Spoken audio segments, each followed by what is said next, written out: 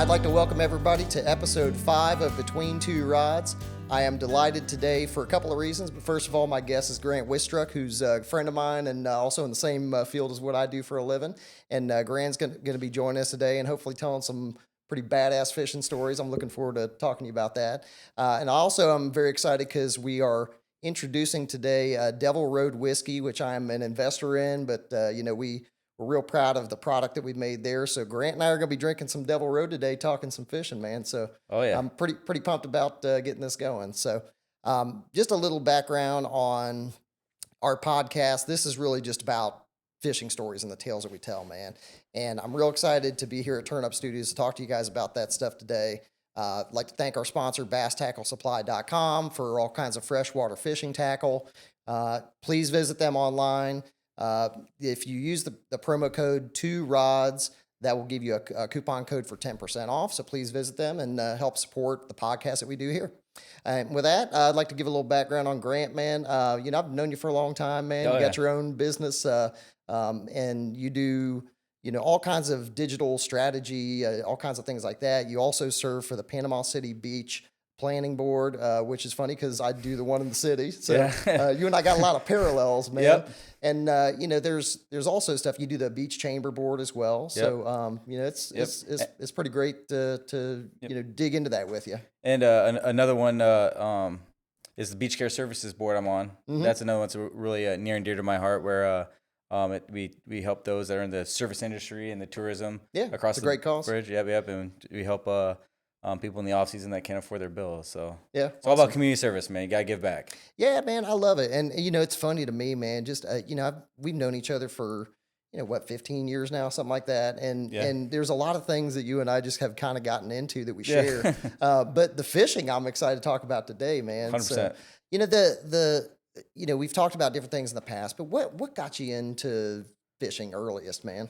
Man, I've been fishing my whole life. I can remember as a young kid going up north of Minnesota to see my uncle and do some ice fishing. I can remember my one of my first times going to Brainerd, Minnesota, and we drove out on the Mississippi River when it was iced over. And that's awesome. Yeah, and we'd drill a hole and put a line down there and do a little fishing.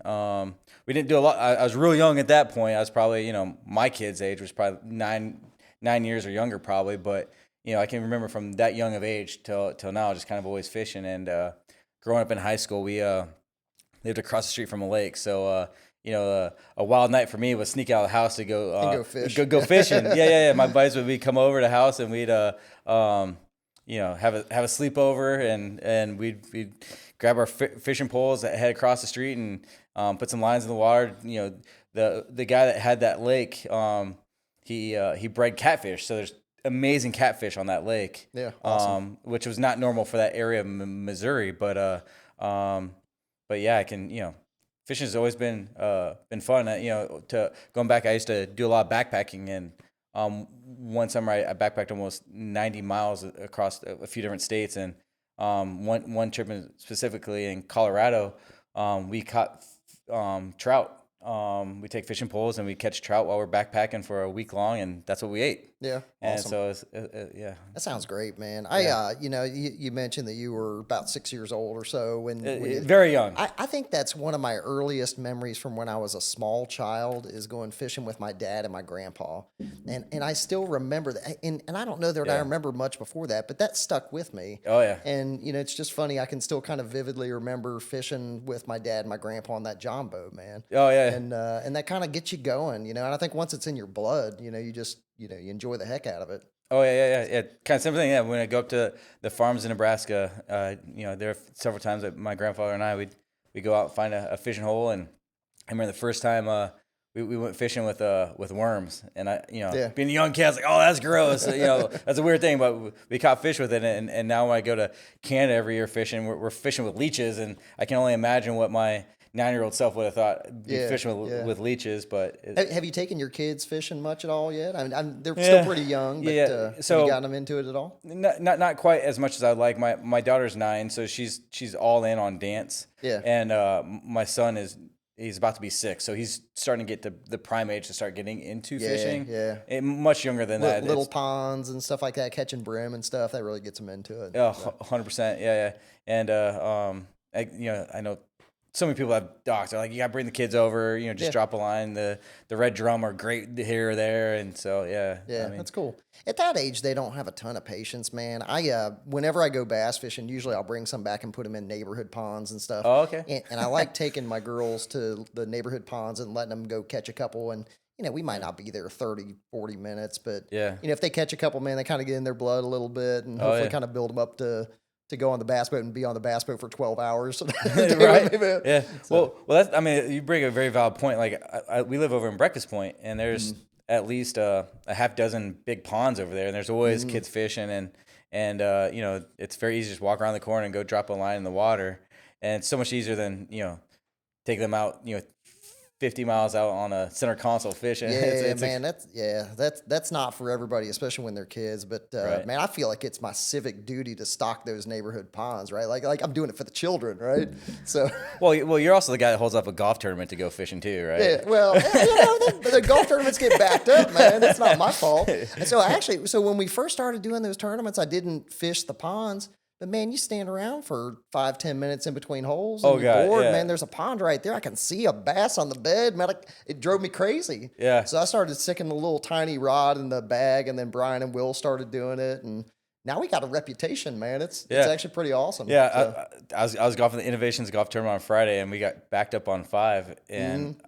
It would have been great to have a little fishing pole. Oh, you got to, man. Yeah, because right there's all the red drum right there. I got 2 versions. I got one that's like a little kayak rod that's about that long, and then I got one that's collapsible that's pretty good, pretty stout. And so it compresses down to about that size, but it goes full-size rod. Yeah. I'll get you one, man. I got to look into that for sure. Yeah, because I'm playing Camp Creek a week from today. Oh, are you? Yeah, Nice. I should for the Gulf Coast State College. Golf Tournament Foundation. Yeah. It's awesome. Yeah, so I think there's a couple lakes on there. I'd probably drop a line or 2 in there. Yeah, man. I tell you, the one that I really missed was Ombre when Ombre was around, because the fishing on that was off the chains. That hurts. I lived on Ombre, right? Oh, dude, the fishing was great. Yeah, I lived on Ombre. Fishing was great, but also just at nighttime, just walking the golf course. Yeah, it was a great experience. But when the hurricane hit. Our house wasn't damaged, but it was like it's time to move. So we moved across the street to Breakfast Point. But. Yeah, that's a shame that one went away, man. I would say any of them local, probably Bay Point is the one I do the best at catching fish. I mean, not golf. I'm shitty at golf, but the catching fish wise, Bay Point. Yeah. That little par 3 one in Lynn Haven's not bad too. So. Oh yeah, that's a great course for sure. Yeah, I mean the fishing. So. No, it's funny, man. We have a reputation now for where if I'm on the golf course, like the superintendent will come up and he'll ask me, "Hey, did you catch any fish today?" And I'll tell him where I caught him. He goes, "Oh, you mean in the back of 4 and all this?" So if we don't fish, now I feel like I'm not fulfilling my duty. Yeah, it's part of your role, man. We gotta know which lakes to hit. Yeah, nice, man. Well, of the different things that you've done, man, is there a particular kind of fishing that you kind of gravitate towards, man? Oh, is there a certain species? I mean, a certain style? Well, I've been blessed with being able to do so many different types of fishing. Like the guys down here, they're all like inshore or offshore, but they have never experienced like a week-long flying fish experience or ice fishing or this that other thing. I mean. Every year, the last few years, I've been going up to Canada fishing with my uncles and cousins, and we take off on a float plane, land on a lake, and we're stranded in the middle of nowhere, northern Canada. You see the northern lights. You see, there's bears, moose, everything, and we're walleye fishing for a week straight, and we're eating walleye, and a big walleye to us is like they call them a trophy. Anything over 24 inches is a trophy. And so you're not catching big fish, but the first time I went up there was the first year the lake was open after COVID in Canada, and up there they were closed for 3 years. Oh wow. And so there was absolutely zero fishing pressure on this lake. Yeah, I bet it was awesome. 3 years. Dude, I caught a 34-inch walleye. Wow. And that's like that's like a 36-inch red grouper. Yeah, that's pretty I mean, serious. it's Are you guys harvesting those fish when you catch them, or do you just catch them release when you do it? we only keep. This isn't their rules, but we only keep between 17 and 19 inches because we feel that's Yeah, like the slot, yeah. best size for A, cleaning, and B, eating. Yeah. So like if we always put trophies back because we want to catch them again. Yeah, I think it's the right thing to do. And also, I think the quality of the meat is better when they're a younger fish, too. And we've talked about this on the podcast before.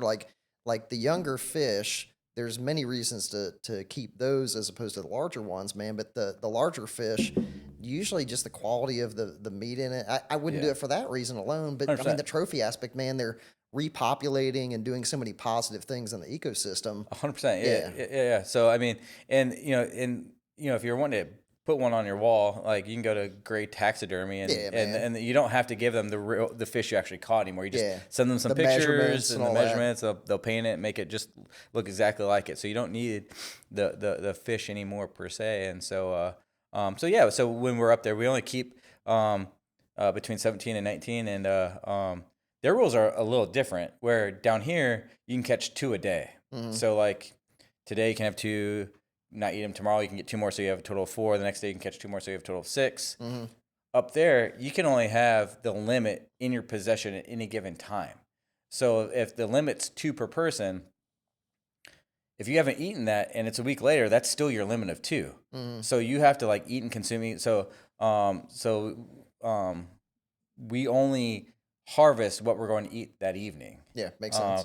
And plus, we pack in steaks and brats and, everything else. So you don't want to take more than you need. And moreover, when we've got they've got John boats with 13 horsepower motors on them, and you're driving around the water and you got your fish in the water. And the Northerns, they'll come up and eat your fish if you're not careful. So like you don't want them swimming in the water if you're not going to keep. Oh yeah, that's funny. Yeah, because the Northerns, you can get real big Northerns that are like 36, 40 inches long. Yeah, and they come up right next to the boat.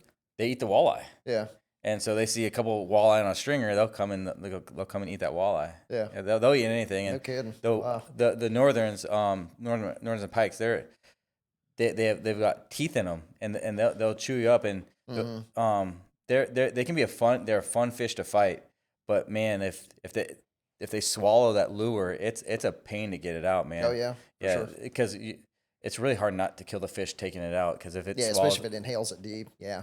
Bass do the same thing, where a lot of times if you don't set the hook right away or something, it gets deep set, and then once you get it deep set in there, that fish has a very small chance of surviving, man. You can tell because they're bleeding out and gut hooked and all that. But it's tough to get them out of there. Yeah, so. That actually kind of brings an idea that I have for fishing limits in Florida.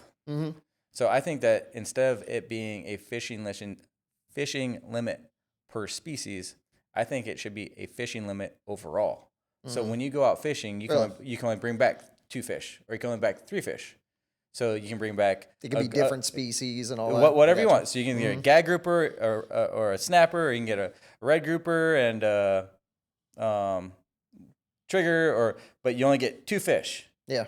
You pick 2 that you catch, because this idea has, like, when you're out there fishing, you're way the heck out there. You don't know what's going to bite your line, and if you're bringing up a fish from 150 feet down below, the chances of it making it back down alive with out getting eaten by a shark or dolphin, or even making it because their stomach has all ballooned up and everything. Yeah.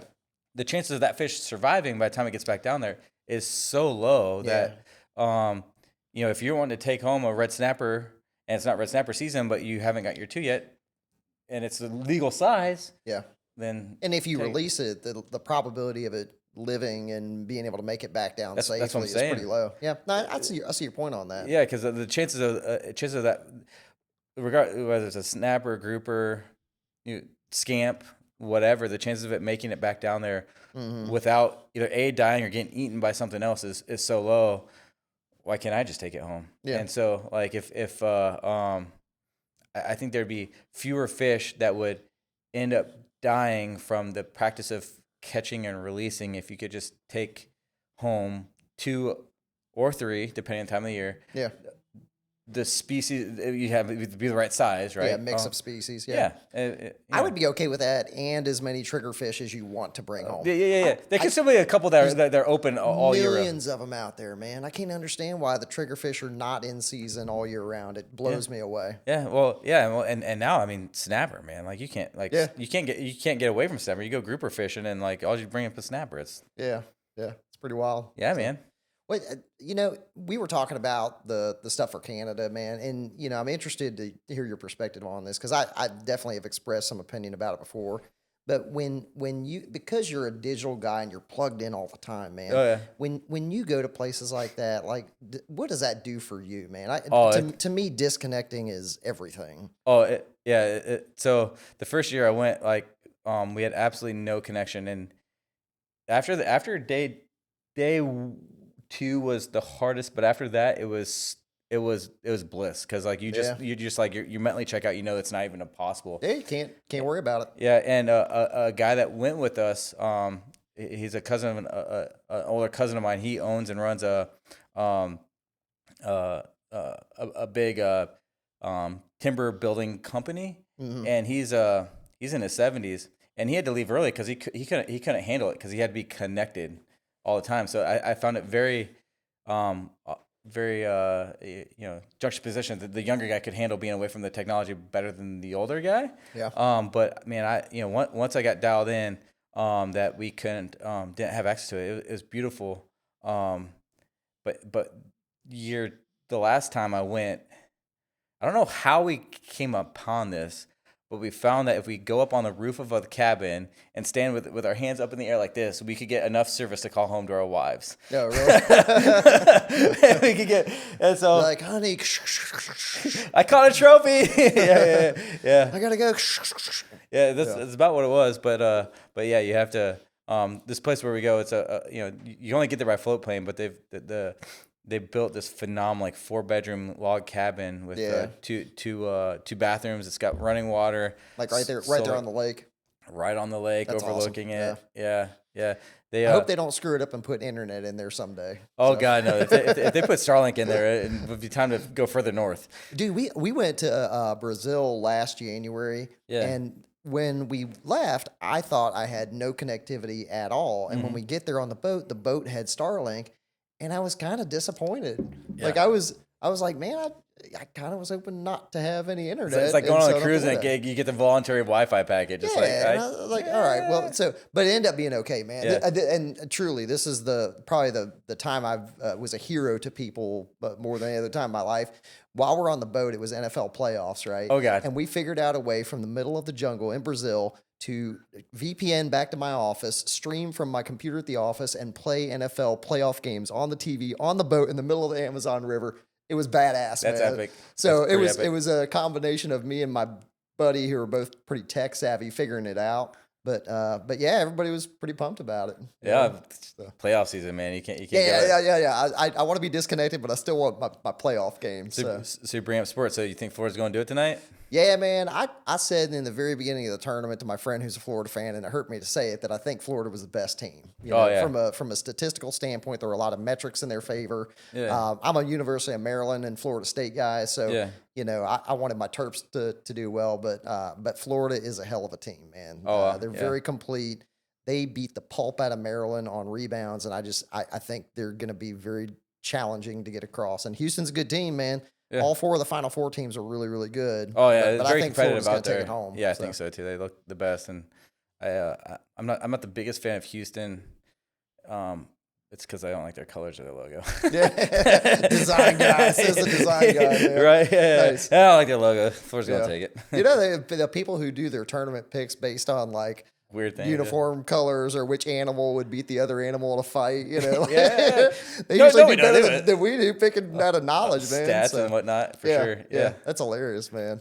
Yeah. Oh goodness. Well, we'll take a quick break here to thank our sponsor, BassTackleSupply.com. Again, the passcode or the promo code for 10% off is TWORODS, 2 rods, and that'll get you 10% off. So please go and visit them and help us to promote the podcast that we do here. Grant, I want to do a little thing here with you. This is the first time we've done this segment, but it's going to be your take on a superstition. Okay? And so I want to throw a superstition at you and get your feedback on it. All right. And it is bananas on the boat today. 100%. So do you believe the banana on the boat, or you feel that that's some kind of fabrication? Everyone I've ever fished with says no bananas on the boat. And I think there's one time we went out in the Gulf and one day did bring a banana and we got skunked until we threw the banana off the boat and then we started catching them. I don't know what it is. I don't know what the superstition is, but when the old salt dogs are saying no bananas on the boat, you gotta take that. I personally would think it's ludicrous if somebody said that to me and I didn't know fishing, but I've had enough damn times where I've had something happen where we find a banana on the boat and shit's going wrong. We throw that fucking banana overboard and we start immediately catching fish. It's unbelievable, man. It's the weirdest thing. Like, I don't understand. But anyway, so the only time where that's an exception, we went to Alaska and we go deep sea fishing in Alaska and we go out on this boat. And as we're loading the boat, it was the casino out of Homer, and we were going halibut and lingcod and all that kind of stuff. And they're loading the boat, and they have a damn bushel of bananas, right? Oh, God. And I'm kind of looking at the bananas. I look up at the captain guy who's about to board the boat, and I go, hey, man, what's up with the bananas? And he goes, don't you worry about that, banana boy, right?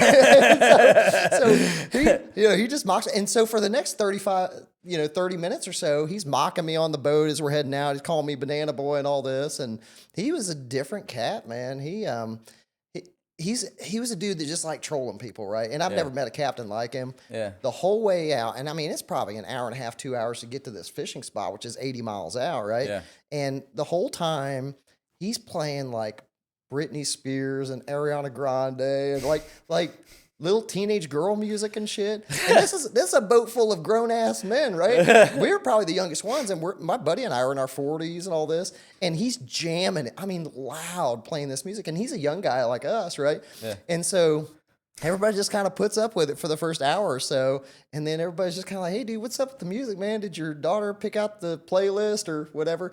And he just goes, hey, don't worry about what I play on this boat, man. He said, I'm going to play with anything I want to play except country. I'm never going to play country on this boat, right? Next up, NSYNC. So, I mean, dude, then he starts playing other stuff like Snoop Dogg and different hip hop and all this. So we listened to that all the way out. On the way back, what do you think we listened to the entire fucking way back from 80 miles out? Taylor Swift. Country. Okay. Yeah, just what he said he wasn't going to play. The whole way back was country, and my God, it was rough seas, and the stuff's breaking, and people are throwing up. It was a hell of an experience. Oh, God, but yeah. It was great, man. I mean, we caught the shit out of fish, and I've never fished in a boat quite like that, but that was a fun experience. Oh, yeah. Sounds like it, man. Have you done Alaska yet? I've been to Alaska. I didn't fish Alaska. Okay. And so in college, I went on a senior trip in college to Alaska where we did some volunteer stuff and whatnot. But dude, I love I did a bunch of photography when I was up there, and we went to Homer. I loved it up there. Awesome, dude. Yeah. My first time having king crab leg was in Alaska. Oh, nice. So that was a pretty big thing for me because I now love king crab legs.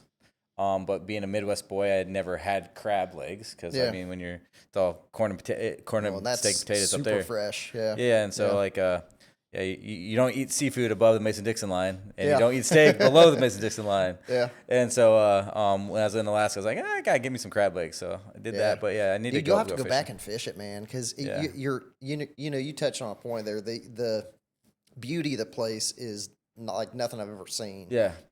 Just everything out there, the nature that's out there, the snow-capped mountains, man. It's just one of the most scenic places I've ever been to. Yeah. And the fishing is off the charts. Oh, it's good, insane. Man. It's insane, man. Yeah, we talked about trying to go back next year. Usually the middle of the summer is really good, like June, July, especially July.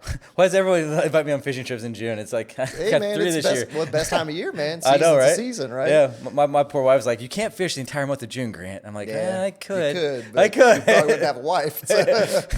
Yeah. No, I found that when I went to Brazil last year, we were gone a total of 13 days, and that pushed the absolute limits of my family's threshold of my fishing. Yeah. That was the maximum capacity, right? Yeah. And I think I paid for that for about a year. Yeah. So it's interesting. You learn things. Yeah. Canada for me it's a good 11 days because I Yeah. mean we're in camp for 7. Yeah. And then I fly up to Omaha, and then to meet my cousins, and we drive up to Kenora, and then we fly it from there, and then the same thing coming back, and so that it adds days on either end of it as well. So it's a very similar thing. It's not there and back. It's a long time, especially when you got little ones, man. Yeah. You know, it's a That's not long easy. time to be gone for the kids because I feel like my wife can live without me, and that's all fine. But the kids, I feel like they miss me, and when I'm gone for that long, you know, kind of breaks their routine of 100%. things that we do. Yeah, So, if it was in the summer, it simply would not be possible. Yeah. But you know, like summertime, you know, there are play dates and sleepovers, and you know, Dad just happens to be in Canada fishing, or you're in Alaska or yeah. Brazil, but yeah. yeah. Are there places that you've been that really stand out to you aside from Canada? Oh God. Stuff that stands out. It was last summer, dude. Most epic. It was supposed to be a fishing trip. We still fished, but waters were rough.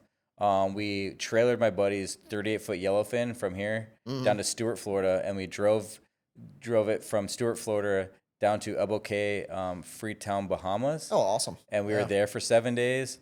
And so we were able to fish for a couple days. And man, down there it was just like it was the waters, the islands, you know. Because it was so rough out there, we had to resort to island hopping and checking out all the bars and all that kind of stuff. So it was terrible.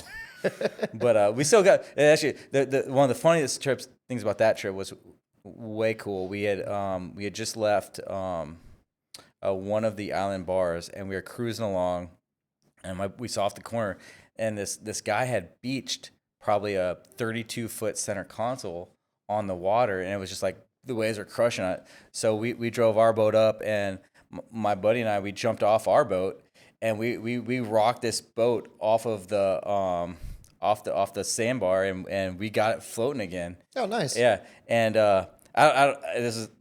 it worked out for us, but in hindsight, it's kind of bad. The guy that was the captain, the hired captain to drive someone's private boat, we ended up hiring to take us fishing because we had lined up a fishing guide to take our boat out fishing with us when we were there, and it ended up not working out because the Bahamians, it just scheduling or something, it just didn't work out. So we were just gonna go fishing on our own, and we met this guy. So Lawrence. that guy took you out? Yeah. So the guy that funny, beached man. the boat in the Bahamas, we ended up hiring to drive our boat to go fishing. You sure you want that guy? Hey, it worked out. Lawrence, you're the dude. But nice. It worked out. That's so. funny, man. What kind of stuff are you catching down there? Dude, honestly, it's a lot of the same stuff that's here. I Oh, mean, really? Yeah. It's groupers and snappers and stuff like that? Yeah, all the pelagics. Okay, So, cool. you got the... Do you see more of the pelagics down that way because of the Oh, yeah, closer proximity to the deep water? Oh, yeah. So like... actually, a lot of the guys that got the big Vikings and stuff, all the big boats, they take their boats there because, I mean, it's not far from, like, really deep water with really good, like, pelagic fishing. Yeah, awesome. And we were hoping to do more of that, but because the waters were so rough, the couple days we got out there, I mean, we were talking like 10-foot rockers. Mm-hmm. Not like when I say like here, like a 3 to 4s. I mean, they'll get you, but down out there, like when the Atlantic's coming in, it's such a smooth up and down. It's like it's really difficult to explain. You can still fish it, but it's like it was fun. But it got even the days that we didn't fish were a lot worse than that. They weren't necessarily like these rolling like 10-foot hills. They were just more like crashing waves, like you wouldn't want to be out there. Yeah, it matters the wavelength, time in between waves and all that. And I tell you, man, sometimes when the seas are 3 to 4 feet here, it can beat you up pretty good. Oh yeah. And especially, well, depending on what kind of boat you're in too. But man, when it's 4 to 6, you almost don't want to go out and. Oh, it's not. I mean, you're just like boom, boom, boom. Like I can take a lot of abuse on the water, man. But even that, man, you just get exhausted by it, Yeah. And then once you get on a spot, like you're just like, the beautiful thing is down here we have the ability to be choosy about the days that we go out. Yeah. We're lucky that we're not here on vacation. So like, Yeah, if you just you know, go when you wanna it's go, like, yeah. oh, it's ones and twos. That's too rough to go out. You know what I mean? Like, if you get to really be like the flat days and whatnot. But yeah, I mean, definitely threes and fours. You can definitely do it, but it's not. What's the longest you've ever been out at sea, like on a fishing boat like that? Oh man, so one of my favorite. So I'm a big coffee guy. I love coffee. Mm. And my buddy, we went out on his, he had a 55-foot Viking. Mm. And so he's like, meet me at my house at midnight. And so we got on the Viking at midnight and we cruised out to the fishing grounds. Like we drank on the way out there. And then we all grabbed a bunk on the boat and slept whatnot. And then as we woke up at like 5 a.m., made a cup of coffee, walked out on the back of the Viking, drinking coffee, and people already had lines in the water. And Oh yeah, and nice. so that Is one is that here? yeah, it's here. Okay, nice. Yeah. So that would have been probably 20 hours maybe. Yeah. But oh no, that would have been because if I left at midnight, that would have come back at 9. But so we left at midnight. I probably would have got back at 5. And this one guy in particular, a really good friend of mine. It's really funny. He was like, oh yeah, we're gonna go out. We're gonna come back early. Well, early to him and early to other people tend to mean different Yeah, totally things. different things. Yeah, Yeah. early to you leave at like 6 a.m. Come back early might be like lunchtime. Uh-huh, Early hams, early in time, so sun hasn't gone down yet, so you can still wash off the boat and Yeah, everything. it's still early. Yeah. It's still early. It usually depends on if you have a wife and kids, man. Yeah. So if I get the call for him to go fishing, I've learned now that you know what it really means. Yeah. I'm gone for the day. It's 12 know, hours. And also you need 12 hours to go where we like going. So Yeah, those longer trips like that, man. I mean, I think you kind of have to know yourself to know whether or not you can stomach that Oh, too, yeah. you know. And I'll tell you, we went and did a trip out of San Diego a couple of years ago. Yeah. And that was the longest I'd ever been on a deep sea boat, but we went out for 5 days. And Oh, so wow. we went out That's a way, yeah. and we went bluefin tuna fishing. We, Yeah. we caught Dorados, man. It was a hell of a my favorite, trip, yeah. but I didn't know when I started that journey whether or not I was gonna be okay because I had never been on a boat that long, and I did, man. I handled it pretty well, but not everybody on the boat handled it very well. Yeah. There was one dude in particular that he got Started on the losing it? boat and he got feeling sick. Then he took too much Dramamine, and he continued to feel sick because he took too much Dramamine. Yeah. And that dude was a mess for 2 days, right? Wow, Before he I even bet. got feeling where he could like be present in things that we were doing. And that sucks, man. How big of a boat was it? That one was about a 95-foot boat. So and plenty it of was space. badass, man. Yeah, we had rooms it was 2 per room, and we had like bunks in there. Yeah. And then there was a kitchen galley, and there was tons of fishing space on the back. But Yeah, uh, I'd probably be man, all right on that. But yeah, I can see was- like it was awesome. If Yeah. you start kind of like losing it and you're out on a boat trip, Yeah. you ain't going back. Dude, So the worst, ironically, it was the worst when the boat was stopped one night because we were, we're out there in waves and you're feeling it and you're fishing and all that. But when the boat stopped at night one night, the boat was sitting in such a way that the waves were hitting it where it was turning it sideways. yeah, And I was laying in the bunk and I would get thrown from one side of the bunk and I would slam the wall, bam. And then the boat would roll the other way, bam, hit the wall that way. And what I had to do is I took my pillows and I wedged them under my body, pinned my body against the wall. Yeah. And then it held me against the wall so I could at least sleep. yeah. But it was a wild night, man. Oh, yeah. I don't think I slept much on the cruise or on the trip at all. Mhm. But we were also fishing 10 p.m. till sunrise most nights. Yeah. Catch some fish at night. Yeah, because we go out there and you get on these big schools of bluefin. Yeah. And you would start at 10 o'clock at night and you drop these huge jigs down and you just burn the jigs through them. And, we had our best bites at 1, 2 o'clock in the morning some 100%. nights, Yeah. man. Yeah. But it was badass. It was Yeah. hardcore, the kind of fishing we were doing. And you get super, super worn out doing that. Oh yeah.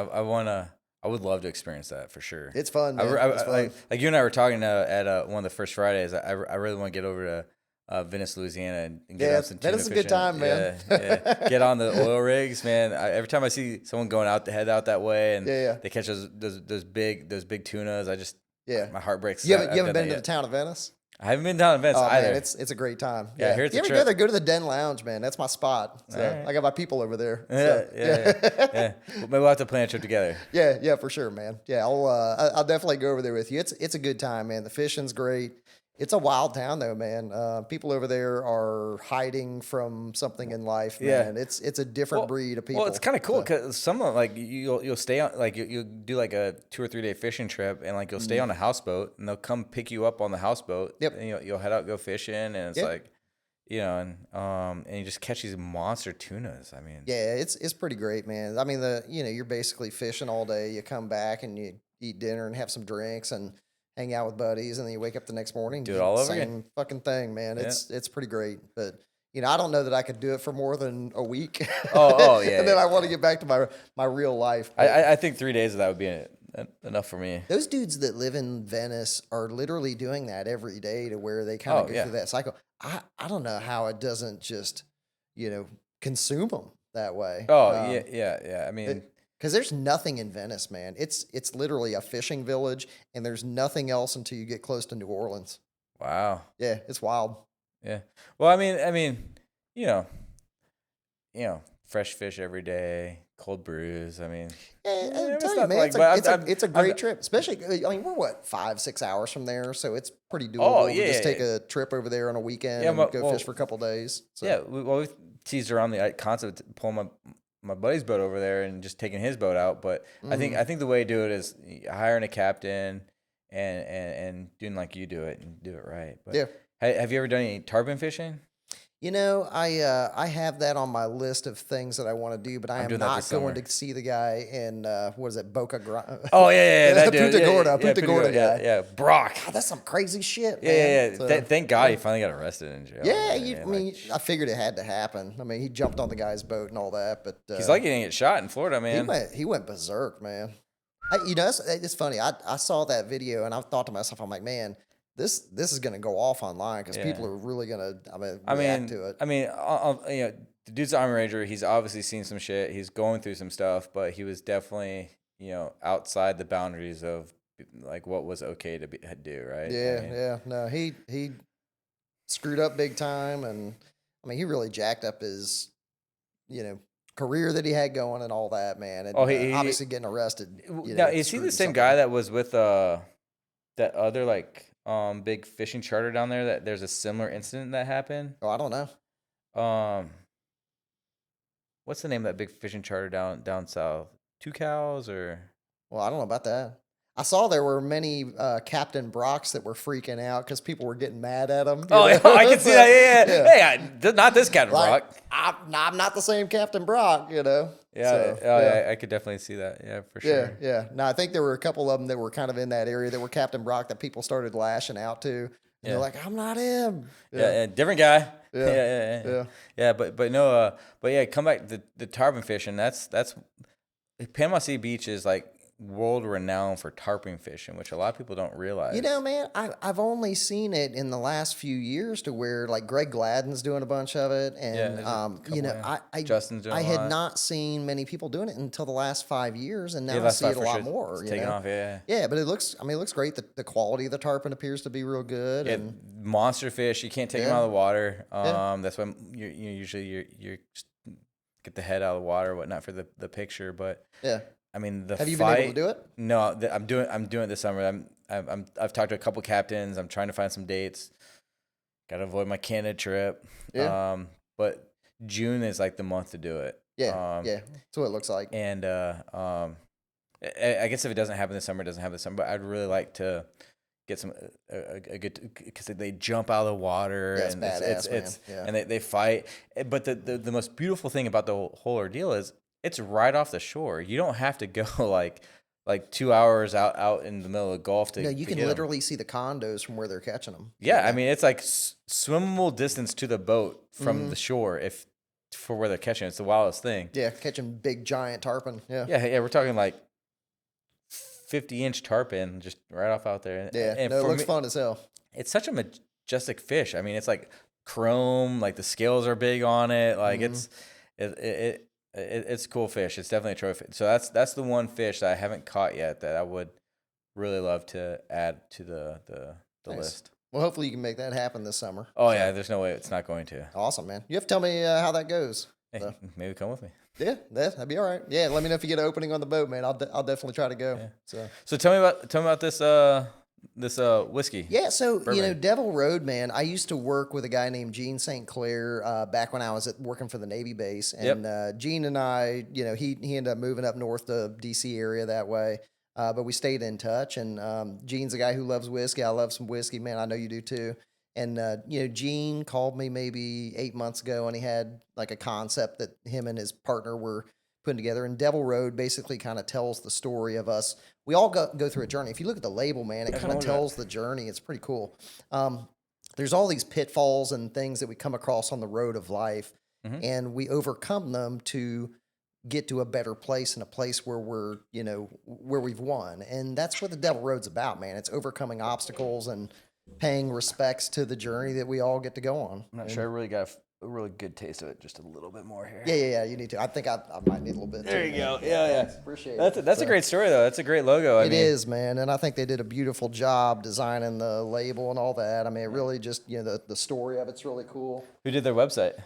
This guy right here. That's what I thought. My staff did. I didn't do anything, Grant. You know that. Oh, we know so, that. Yeah. Aaron I doesn't hire do people anything that are anymore. awesome. So, Yeah. but no, man, we were real excited to work with it, and the sales have been great, man. It's taken off. Thing's only $40 a bottle, man. It's a That's not freaking bad. bargain. Yeah. And you can go on the It's high website and quality. buy a bottle of it, devilroadwhiskey.com. And I'm real proud to be part of that. And it's Where'd you say something it's that I've brewed out enjoyed. of? So Barrel Bourbon, if you're familiar with them, they are the blender for what we do with Devil Road. And so they came up with kind of the recipe. And basically, we bought barrels and then they mix them. And we have direct-to-consumer purchasing that we do. We're working on trying to get in with distributors as well. So it's really in its early phases that way. But it's been a hell of a lot of fun to be a part of. Oh yeah, it'd be a fun ride to be a part of. Now, do you? So some of the bourbon drinkers I know, they've got like a big like jug, and they take 1 ounce of every bottle they open. Infinity bottle. Yeah. Yeah. Do you Yeah. do that? I haven't yet, but I should, man. Yeah, but a buddy of mine does that. Jose, he still keeps filling it up, and Yeah. it's a very intriguing concept. Yeah. I haven't tried an infinity bottle yet. Yeah. But I mean, it seems like it seems clever. I mean, it can't Well, be. I don't terrible. know what that would end up like with the flavor of it, but I mean, if you mix a bunch of really good stuff together in one thing, that's Yeah, it's got to end up well, right? What's better than one good thing? A lot of good things, A lot of right? good things. Yeah. What do you got a favorite whiskey that you have? Like couple different ones that you gravitate towards? Dude, I'm like super basic right now. Four Roses, Blanton's. Yeah. Actually, Four Roses. That's probably my. Well, Rose is great stuff, man. Yeah, I turned on one of my buddies after he won his election. I got him bought Four Roses, and I've probably drank more of it than he has. But Nice. Have you had Blanton straight from the barrel? no, I I haven't. got something. You have to come by and have some, man. So I'm gonna take you up on that I think one. the regular Blanton's is pretty good. Yeah. The straight from the barrel is a high proof offering. You're right. Yeah. But it's good. man, it is so bold, man. I love the flavors are just really, really intense, Yeah. man. And I really like that one a lot. Have you had Russell's Reserve 15, man? I haven't had that one. That is awesome stuff, man. The Russell's Reserve 15 probably is one of my favorites that I've come across now. I gotcha. So, yeah, yeah. I have to check that one out. Yeah. Yeah. Well, my newest thing, not to go away from the whiskeys, I've really gotten into tequila more than Yeah, on my nice. health journeys. I've really gotten into tequila, but I mean, you can't go wrong with a good bourbon. Tequilas, man. That's the popularity of tequilas in the last couple of years has really jumped, man. I think Well- there was a craze for bourbon. Yeah. And I think you're going to see the same thing with tequilas. Well, my thing with tequila, I like Añejo tequila, Mhm. which is tequila aged in bourbon barrels. Yeah. So you kind of have this like bourbon flair to it, Yeah, but yeah. still a tequila. Yeah. Nice. So- yeah, I like the añejos. We had a chance when we went down to Mexico on a cruise last year. We got to try some different tequilas, and the añejos and extra añejos were really, really good Yeah. and so different. Yeah. To where the extra añejos was so smooth to drink, you almost couldn't taste the liquor in it. 100%. Yeah, it was awesome. Yeah, and you still have that kind of that barrel smoky like kind of flavor to it Yeah, because yeah. it's same process. It sits in a barrel just like a bourbon. If you'd have And asked it's me got in the my- color. Yeah, if you'd asked me in my 20s if I'd be drinking tequila for like the flavor and Oh, the God. taste, I'd be like, "You're freaking crazy, man." No, yeah. So- No, it's actually a buddy of mine. He he is responsible for why I like tequila. So he he runs a big restaurant in town, and he gave me a very expensive bottle of tequila that like $500 bottle. He just gave it to me as like a thank you for all you've done for me, right? That's and, awesome. And I was very grateful for that. And so I grew up thinking tequila is like Jose, perfect college tequila. Yeah, and it's got a purpose. It has a purpose, and a lot of people don't like tequila because of their experiences with Jose in college. It right? makes me forget the dumb shit that I do. Yeah. And so for the last 20 years, I'm like, I am not a tequila guy. Yeah. And so he gave me this tequila. I'm like, thank you, but thank you. Yeah. And so I went home and I drank it a little ice, and I was like, a big ice ball on it. I was like, I really like this. It's a completely different experience drinking so quality, different. So different. high-end tequila, man. Agave-based high-end tequila. Like, my wife won't go near it. Yeah. And she's like, nope, not tequila. And I'm like, all right. I'm like, you're missing out. It's not what you think it is. And it doesn't really have the smell of it. And I don't know, it's just smooth and lacks, for me, it's a little cleaner than a bourbon. But, I mean, I like them all. I mean, I've ruined my palate with all the different bourbons I've had and whatnot. So I mean, but yeah, man, that's awesome, man. Well, good. Well, I hope you enjoy the Devil Road today, man. That's a good one. I'll have to. I should have probably put an order. Have you already put your order in for all? So I'm actually putting in an order for friends here this week. Honestly, I put something on social media yesterday about it, and I got about 40 people that want a bottle of it. So it's pretty awesome. I'll take a couple if you. Yeah, I'll get y'all squared away on it. So yeah, man. Yeah, it's it's a lot of fun promoting it, man. I'm just excited to be along for the ride with it, and to me, it's exciting to kind of see where it goes. And I think for the price point, man, it's a great whiskey, great looking bottle. I think they're going to do awesome with it. So yeah, you never know. You get picked up on by one of the big brands. Yeah, You are getting some of the restaurants on the beach, right? Yeah, I plan to reach out to a lot of the local folks. We're in the process of getting set up so that they can get some of that distributorship that way. But my plan is to reach out to a lot of local restaurants and see if they'd like to take it on and have it in house. So now, do you have to work through a local distributor? Probably, right? They have some that they're setting up with that will be able to distribute locally that way, and that's not my expertise in the channels. So. Yeah. You just play on Facebook and websites. I just do the drinking and tell people about it. So I tell my friends, I'm like, man, you got to try it, and grassroots. It's definitely great, man. Yeah. How long is it aged for? This one, I believe it's 6 years is the age on it, and it's a blend. So it's good stuff. Yeah. Let me ask you this too, because I was wanting to kind of see what you thought. Is there any particular trips that you've thought of that you have on your list, man? Like what do you have that you haven't done? For fishing. Oh yeah. I've got this dialed in. I want to go to Costa Rica, and I want to go rooster fishing. Oh man, that's awesome. That is like, dude, those things look incredible. Dialed in, like the rooster fish to me is like, I have to do that. I've been invited to do that. I've had to turn down the trips to do that. Oh, no way. I've got friends that have places that let me stay there. I've got friends that have boat charters down there. Yeah. I've got to make this happen. Yeah. Well, it sounds like it will. I mean, it looks like a zebra with the stripes on it. It's got those fish are sick looking, man. Like especially when they're running and the top of the fish is sticking out of the water as they're running. Oh, dude, like awesome. Dude, so rooster fishing, bar none. That's bucket list number 1 for me. Yeah. Cool. Nice. And then bucket list number 2 is probably going down to Cabo and just kind of doing some pelagic fishing. It's really good down there. Nice. How about you? You've already done a bunch of them, but we've done some fun ones, man. I do want to go fly fishing in Canada. That's definitely on my list. Rooster fish is definitely on there. I want to go fly fishing or fly in fishing. Both. I love fly in fishing, but to go fly fishing in Canada, I'd like to do that. And then, there's some stuff like crazy shit, like going to Africa and catching fish over there and stuff that's like really unusual. Yeah. Part of it is I just like going places and experiencing what the culture's like and 100%. Seeing the world that way. The fish to me is a big bonus, man. Like to be able to catch it and cross it off the list is cool. Yeah. But, I've found that I just enjoy, whenever we do trips, something fun and crazy happens. Oh, right? I almost got abducted in Brazil. That was pretty awesome. That's a whole nother story.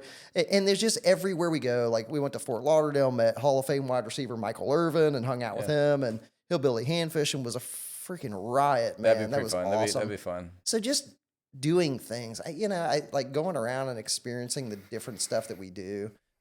That's really what it's become about, man. The fishing to me is still important, but it's the vehicle that gets me there to have these experiences, man. Yeah, So, yeah. I agree with that wholeheartedly. I mean, it's about friendships. Yeah. It's about getting out in the wild, yeah, man. fresh air. And just something about being on a boat in the middle of a body of water. Yeah, man. It's just peaceful. Disconnecting from the digital world for a little while, man. Oh God, You talked about it earlier, dude. I swear to you, I think it takes a good 24 to 48 hours when you unplug from the internet to really feel like that weight has been lifted off you. Yeah, especially when you know, hey, it's another 4 days, so you just gotta forget about Gotta it. let it go. Yeah. That's the time when you most feel alive. I swear to you, man.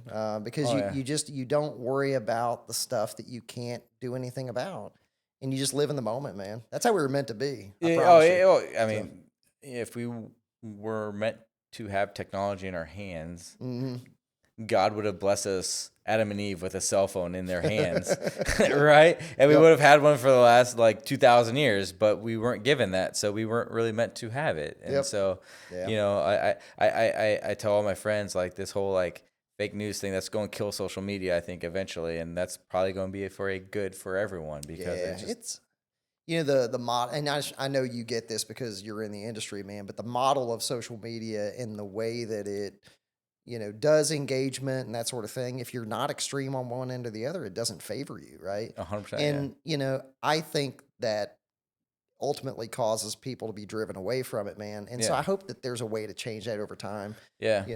Well, I mean, social media is for sharing kids' pictures with family members. It's not meant to get your news from, right? Yeah. Well, it's become that, though, And because of what you're talking about, if you're in the middle to share your kids' pictures with all your cousins, and then you get inundated with news stories from the right and left and people sharing it, it just polarizes us in such a negative way. And with all I do a lot in political, so social media has become a major driver of everything we do in the political space. And it's no kidding. It's I don't think it's for the better, but it's where we're at. Man, when I retire, the first thing I'm going to do is I'm going to get rid of my phone. I'm going to move to the mountains. I'm going to get me a hound dog and a little lake that I can fish in. And I'm just going to disconnect from all of it, man. It sounds 100%. Crazy coming from me because I'm in it all the time. 100%, yeah. I just, I crave a world where I can just be in the moment. And that's why I love fishing. I think that's the thing above all, that I get out there and it's a time where I just feel at peace. Well, yeah, I mean, you got to, a lot of fishing is feeling, right? You got to be able to feel the tautness of the line, or the littlest little jab on there. You're the fluttering. Singularly focused on what you're doing, and you're not worried about all this noise. And if you're thinking about the projects you're working on, any emails you haven't caught up on, you're gonna miss all of that, and and so you gotta be squared in on it for sure. Yeah, for sure, man, for sure. Awesome. Well, good, man. Well, it's nice to share in the same sentiment that way, man. Oh yeah, for sure. Yeah. Thanks for having me. Oh yeah, dude. Yeah, so we're about out of time for today, man. But it's been awesome getting to catch up with you, Grant. Always love talking fishing with you, and hopefully we get to go catch some tarpon this summer. That'd be great. That'd be pretty epic, man. Oh yeah, for sure. Well, I would like to thank y'all for tuning in to another episode, and look forward to sharing more fishing tales with you guys in the future. Thanks again, Turn Up Studios, for hosting our podcast today. Y'all get yourself some Devil Road whiskey. This stuff is awesome. Great deal. And thanks again. We'll talk to you soon.